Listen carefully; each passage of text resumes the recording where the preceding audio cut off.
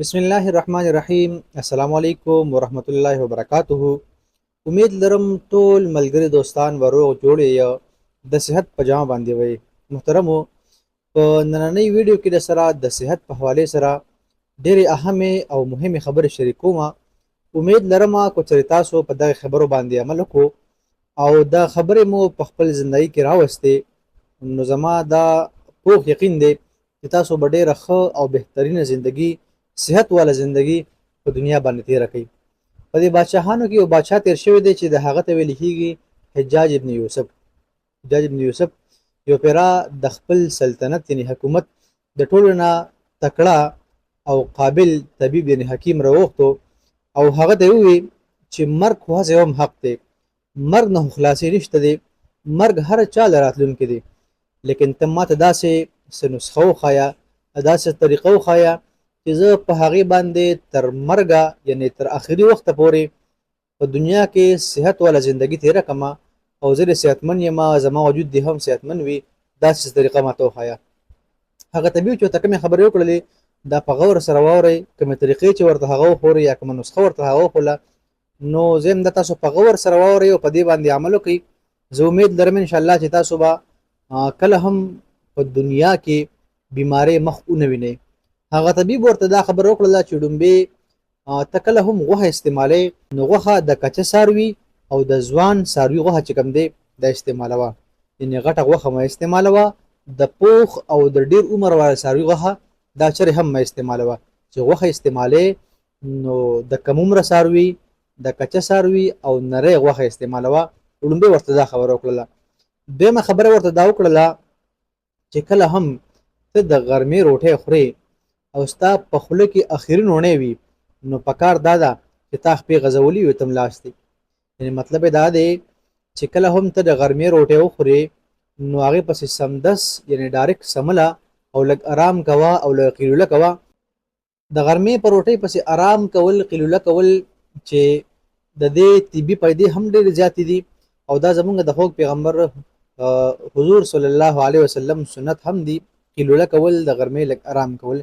نو طبیب ورته وویل چې کله هم ته د غرمې روټۍ وخورې نو ورپسې لږ ارام کوه، لږ قیلوله کوه او سمله. درېیمه خبره ورته دا وکړله چې کله هم ته د ماښام روټۍ وخورې نو پکار دا ده چې اخري نوڼی ستا په خوله کې وي او تا چپړې خپو ته اچولي او ته پاڅېدلې. یعنې مطلب یې دا و چې کله هم ته د ماښام روټۍ وخورې، د ماسخوتن روټۍ وخورې نو ته ګرځه په هغې پسې یو څو قدمه اخله. هسې پکار خو دا ده چې 80 قدمه 100 قدمه زه به ووایم چې سیوا ګرځئ چې تاسو ته د معدې څه مسایل نه جوړېږي، ځکه چې مخې ته بیا را روانه شپه وي نو چې تاسو روټۍ په وخت سره هضمېږي او تاسو ته د معدې هېڅ قسمه مسایل نه جوړېږي. د دې سره یو بله خبره هم زما له طرف نه وساتئ چې کله هم تاسو د ماښام د ماسخوتن روټۍ خورئ نو کوشش کوئ چې د اوده کېدو نه کم از کم 3 یا 4 ګنټې مخکې تاسو د ماښام د ماسخوتن روټۍ خورئ چې د اوده کېدو او د روټۍ د خوراک درمیان کې کم از کم 3-4 غنټې دا وقفه وي.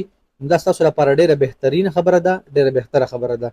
زموږ خلکو عام معمول دا وي چې روټۍ اکثر د ماسخوتن د لمونځ نه پس خوري، نو چې کله روټۍ وخوري د ماسخوتن لمونځ نه پس نو ورپسې بیا ډایرکټ سملي ویده شي، خوب کوي، ځکه چې ټول کار کړی وي ستړي وي. نه، دا ډېره خطرناکه خبره ده د صحت لپاره. دغه حکیم ورته چې کوم دی درېیمه خبره دا وکړه چې کله د ماښام روټۍ وخوري نو ورپسې لږ ګرځه واک کوه. څلورمه خبره ورته دا وکړله چې کله هم اودس ماتې کې نو ته کوشش کوه چې ته د ډېر لرې پورې ځه، چې څومره لرې تللی شي هغه ورته چې کم از کم 100 قدمه ځه، لیکن زه به وایم چې ډېر لرې پورې ځه. حالانکې اوس خو هغه سیسټم ختم دی، لکه پخوا خلک ته تلل، مشران به تلل د اودس ماتې لپاره به تلل پټو ته، صحراګانو ته، ځنګلو ته، شاړو ته، چېرته د غر غاړو ته. اوس حالانکې هغه ترتیب ختم دی، اوس خو په کور کې باترومونه دي. نو پکار دا ده چې سړی کله هم د ماښام روټۍ وخوري نو په هغې پسې یو څو قدمه واخلي، لږ وګرځي، 80 قدمه واخلي، 100 قدمه واخلي، او چې کله د غرمې روټۍ وخوري نو د هغې پسې لږ ارام وکړي، قیلوله وکړي. او لومبۍ خبره چې کومه وه هغه دا وه چې تاسو کله هم غوښه استعمالوئ نو د کچه څاروي، د کم عمره څاروي غوښه چې کوم دی هغه استعمالوئ، د پوخ څاروي او د زیات عمر والا څاروي غوښه چې کوم دی هغه چرې هم استعمالوئ. محترمو دا و زموږ نننۍ ویډیو چې په دې کې مونږه تاسو سره د صحت په حواله سره دغه یو څو بهترینې اهمې خبرې شریک کړې. ما ویل چې زه دغه خبرې د خپلو کتونکو سره هم شریک کړم چې دوی په دې باندې عمل وکړي او دې نه فایده واخلي، په دنیا کې یو ښه صحتمند او بهترینه زندگی تیره کړي، ځکه چې ژوند مختصر دی. نو چې هم په بیمارو کې تیر شي، په مشکلاتو او تکلیفونو کې تیر شي، نو هیڅ خوند به د زندګۍ نه وانخلئ. نو په دغه خبرو باندې عمل وکړئ، یو صحتمند زندگی تیره کړئ چې په دنیا کې تاسو خوند د دنیا د مزو نه واخلئ. ورسره تاسو ته په عبادت کې، په مونځ او دس کې هم څه مشکل نه وي، تاسو په ښه طریقې سره او په اسانه سره خپل عبادت کوئ، خپل مونځ او دس کوئ. نو دا ډیره غټه خبره ده او ډیره د فایدې خبره ده. د لوی الله په امان، والسلام.